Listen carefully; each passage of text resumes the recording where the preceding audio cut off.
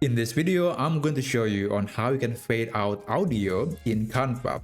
Fade out is a very popular audio effect that essentially making the audio to be gradually fading out. It's gradually getting smaller and smaller, and then eventually it will disappear from the content. The opposite of fade out is fade in, where the audio is initially very low, but it gets stronger. The volume gets louder and louder, and after that it will becoming normal. So that was the fade in and the fade out, and here's how you can apply that effect in Canva. But first, let's open the thumbnail view, and then I do recommend opening the duration so we can see the track of the video. And let's go to elements, and let's try something like background music.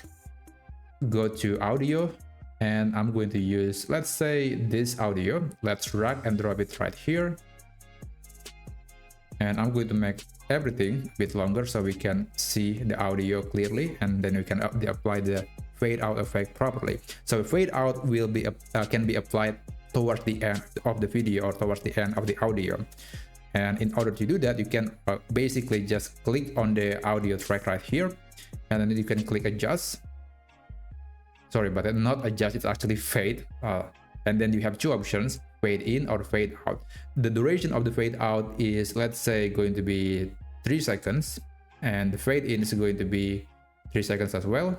And when it's done, you can actually see now the fade in effect and the fade out effect have been applied. You can see there is a color here. It's just a sign that you have applied the fade out effect. So let's play the music and see the result, or hear the result.